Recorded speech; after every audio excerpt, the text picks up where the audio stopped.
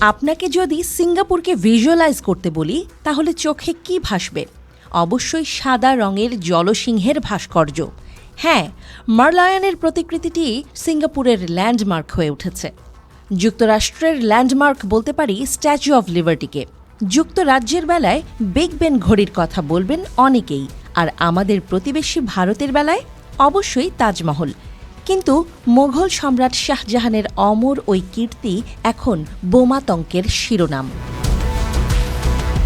সপ্তাশ্চর্যের অন্যতম স্থাপনা তাজমহল উড়িয়ে দেওয়ার হুমকি দিয়ে মঙ্গলবার উত্তরপ্রদেশ রাজ্যের পর্যটন দফতরে ইমেইল পাঠানো হয়েছে।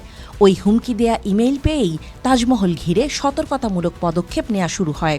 স্থাপনাটি থেকে পর্যটকদের দ্রুত সরিয়ে নিয়ে তল্লাশি চালানো হয়।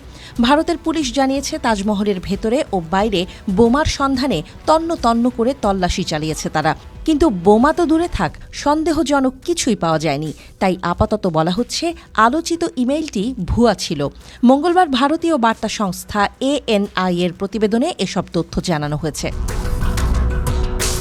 পর্যটন দপ্তরের ইমেইল অ্যাড্রেসে হুমকি পাঠানোর ঘটনায় ভারতের তাজগঞ্জ থানায় একটি অভিযোগ দায়ের করা হয়েছে। তদন্তও শুরু হয়েছে বলে জানিয়েছে তাজমহলের নিরাপত্তার দায়িত্বে থাকা ACP সৈয়দ আরিব আহমেদ। তার কাছ থেকে জানা গেছে, হুমকিটি আসার পরই বম্ব স্কোয়াড, ডগ স্কোয়াড, দমকল এবং পুলিশ তাজমহলে যায়।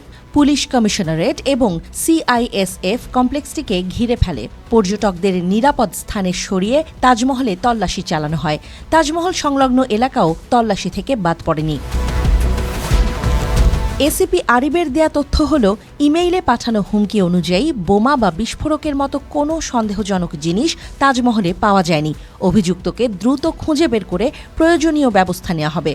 আগ্রা শহরের DCP সুরজ রায় জানিয়েছেন, ইমেইলটি কোথা থেকে সেন্ড করা হয়েছে তা খুঁজে দেখা হচ্ছে। তদন্তের দায়িত্ব উত্তরপ্রদেশ সাইবার ক্রাইম বিভাগকে দেয়া হয়েছে।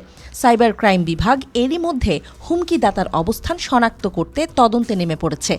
উত্তরপ্রদেশের পর্যটন দপ্তরের কর্মকর্তা দীপ্তি বোস জানিয়েছেন, হুমকি পাওয়া মাত্রই আগ্রা পুলিশকে বিষয়টি জানানো হয়। সাথে সাথে তারা প্রয়োজনীয় পদক্ষেপ গ্রহণ করে।